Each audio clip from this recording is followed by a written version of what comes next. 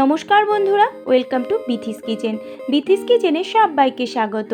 আজকে আমি তোমাদের সাথে শেয়ার করব খুব সহজ পদ্ধতিতে কিভাবে বিয়েবাড়ির মতো বা যে কোনো অনুষ্ঠান বাড়ির মতন ফ্রাইড রাইস বাড়িতেই তৈরি করে নেওয়া যায়। আর কি পদ্ধতিতে করলে একদম অনুষ্ঠান বাড়ির মতো সেম টেস্ট আনতে পারবে, সেটাই আজকে তোমাদের সাথে শেয়ার করব। তাহলে চলো দেখে নেওয়া যাক আমি কিভাবে খুব সহজে তাড়াতাড়ি অনুষ্ঠান বাড়ির মতো ফ্রাইড রাইস বাড়িতেই তৈরি করে নিই। সবাইকে অনুরোধ করব রেসিপিটা পুরোটা দেখার জন্য। ফ্রাইড রাইস করার জন্য সবার প্রথমে আমি এখানে 2 কেজি বাসমতি চাল নিয়েছি।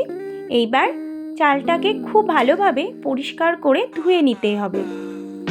চালটা আমার ধুয়ে নেওয়া হয়ে গেছে। এইবার আমি জল দিয়ে 30 মিনিটের জন্য ভিজিয়ে রাখবো। ভিজিয়ে রেখে দিলে ফ্রাইড রাইসটা কিন্তু খুব সুন্দর হয়। চালটা ভেজানো থাক, আমি অন্যদিকে কিছু সবজি কেটে নিয়েছি। গাজর, ক্যাপসিকাম আর বিনস, সব সবজিগুলো কিন্তু একই রকমভাবে কেটে নিতে হবে। 30 মিনিট পরে চালটা ভিজে গেলে আমি এখানে ভাতটা করে নেব। তার জন্য একটা পাত্রের মধ্যে আমি জল দিয়ে দিয়েছি আর দিয়ে দিলাম পরিমাণ মতো লবণ। এইখানে লবণের পরিমাণটা একটু বেশি দিতে হবে। লবণটা দিয়ে আমি জলের সাথে মিশিয়ে দিলাম। তারপরে দিয়ে দেব এইখানে সামান্য একটু রিফাইন্ড অয়েল। রিফাইন্ড অয়েলটা দিলে ভাতটা অনেকটা ঝরঝরে হবে আর খুব সাদা হবে। দেখো জলটা ফুটে গেছে। এবার আমি এর মধ্যে দিয়ে দেব ভিজিয়ে রাখা চাল। কোনো বন্ধু আমার চ্যানেলে নতুন হয়ে থাকলে আমার চ্যানেলটা সাবস্ক্রাইব করে নিয়ে পাশে থাকার অনুরোধ করব। আর আমার রেসিপিগুলো যদি ভালো লাগে তাহলে অবশ্যই একটা লাইক করবে। আর তোমরা কিভাবে ফ্রাইড রাইস বাড়িতে বানাও আমাকে কিন্তু একদম জানাতে ভুলবে না। চালটা দেওয়া হয়ে গেছে, এবার নেড়ে নিয়ে আমি ভাতটা হতে দেব। চালের জলটা কিন্তু ফুটে গেছে। ভাতটা আমি 90% সেদ্ধ করে নেব। 90%-এর বেশি কিন্তু সেদ্ধ করা যাবে না, তাহলে গলে যাবে। আর 90% সেদ্ধ করে নিলে ভাতটা ঠান্ডা হতে হতে 100% সেদ্ধ হয়ে যাবে। এরকমভাবে চালটা নামালে খুব ঝরঝরে হবে। দেখো ভাতটা আমার সেদ্ধ হয়ে গেছে 90%। এবার আমি ফ্যানটা ঝরিয়ে নেব।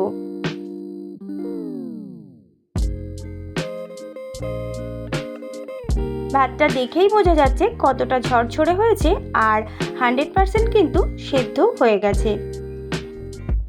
ফাইনালি রান্নাটা কিন্তু আমি এবার শুরু করব। তার জন্য কড়াইতে দিয়ে দিলাম রিফাইন্ড অয়েল। তেলটা গরম হলে এক এক করে আমি সবজিগুলো ভেজে নেব। প্রথমেই আমি গাজরটা ভেজে নেব। সব সবজিগুলো কিন্তু একসাথে একদমই ভাজবে না, এক এক করে স্টেপ বাই স্টেপ সবজিগুলো ভাজতে হবে। গাজরটা হালকা একটু ভাজা হলেই তারপরে আমি দিয়ে দিলাম বিনস। বিনসটাও একটু গাজরের সাথে ভেজে নেব।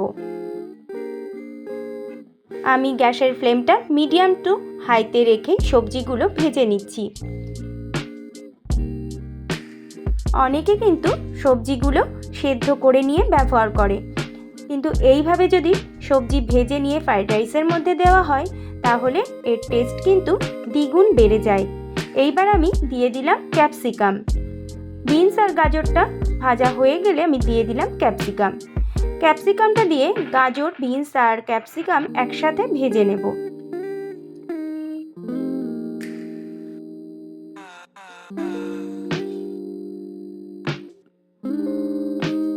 দেখো সব সবজিগুলো কিন্তু প্রায় আমার ভেজে নেওয়া হয়ে গেছে। এইবার তুলে নেব।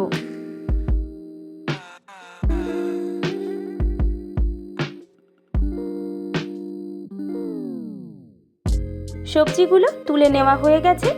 এইবার আমি ফ্রাইড রাইসের মধ্যে কিছু গোটা মশলা ব্যবহার করব। তার জন্য নিয়েছি লং, এলাচ, জায়ফল, জয়িত্রী আর দারচিনি।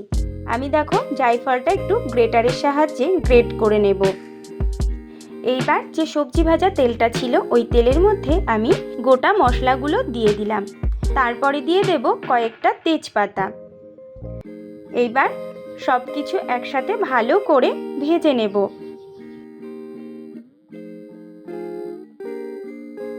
দেখো এইদিকে আমি কিছু কাজু বাদাম আর কিশমিশ 10 মিনিট আগে জল দিয়ে ভিজিয়ে রেখেছিলাম।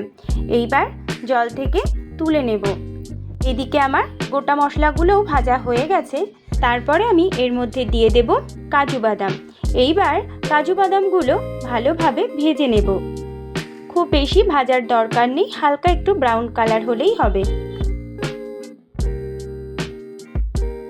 কাজু বাদামগুলো একটু ভেজে নিয়ে আমি ওর মধ্যে দিয়ে দিলাম কিশমিশ। কিশমিশটা খুব বেশি ভাজার দরকার নেই, জাস্ট একটু নাড়াচাড়া করে নিয়েই গ্যাসের ফ্লেমটা আমি অফ করে দেব। দেখো সব কিছু আমার ভাজা হয়ে গেছে। এইবার আমি পরিমাণ মতো চিনি একটু গুঁড়ো করে নিয়েছি। চিনিটা কিন্তু অবশ্যই তোমাদের নিজেদের টেস্ট অনুযায়ী দেবে। আমি এখানে 2 কেজি চালের জন্য চিনির ব্যবহার করেছি। মিষ্টিটা অবশ্যই নিজেদের টেস্ট অনুযায়ী ব্যবহার করবে, কম বেশি করে। আর চিনিটা গুঁড়ো করে নিয়ে ব্যবহার করলে খুব তাড়াতাড়ি কিন্তু ভাতের সাথে মিশে যায়। এইবার দেখো চিনিটার মধ্যে আমি দিয়ে দিচ্ছি ভেজে রাখা সবজিগুলো। এরকমভাবে যদি চিনির সাথে সবজিটা মিশিয়ে দেওয়া হয় তাহলে খুব তাড়াতাড়ি কিন্তু ফ্রাইড রাইসটা তৈরি হয়ে যায়। আর দিয়ে দিলাম গ্রেট করে রাখা জায়ফল। জায়ফলের গুঁড়োটা দিয়ে সব কিছু একসাথে ভালো করে মিশিয়ে নেব। এরকমভাবে একবার করে দেখবে, খুব তাড়াতাড়ি কিন্তু ফ্রাইড রাইসটা তৈরি হয়ে যাবে। চিনির সাথে সবজিগুলো সব মিশিয়ে নেওয়া হয়ে গেছে। এইবার ভাতের মধ্যে দিয়ে দেব যে ভেজে রাখা কাজু, কিশমিশ আর গোটা গরম মশলা। সব কিছু ভাতের সাথে দিয়ে দিলাম। আর দিয়ে দেব চিনি দিয়ে মাখিয়ে রাখা সবজিগুলো। আমি কিন্তু এখানে ভাতগুলো ভাজবো না, যেহেতু আমার চালটা অনেকটা, ওর জন্য আমি এখানে ভাতটা ভেজে নিচ্ছি না। এরকমভাবে যদি ফ্রাইড রাইস করা হয় এর টেস্ট কিন্তু ভীষণই সুন্দর আসে। তোমরা কিন্তু অবশ্যই একবার এরকমভাবে ট্রাই করবে। দেখো সবজিগুলো দিয়ে ভাতের সাথে ভালো করে মিশিয়ে দিচ্ছি। সবজি আর ভাত ভালো করে মেশানো হয়ে গেলে আমি দিয়ে দিলাম ঘি। পরিমাণ মতো ঘি দিয়ে দিতে হবে। এবার ঘিটা দিয়েও সব কিছু একসাথে ভালো করে মিশিয়ে নেব। দেখো তৈরি হয়ে গেছে আজকে আমাদের অনুষ্ঠান বাড়ির স্বাদে ফ্রাইড রাইস।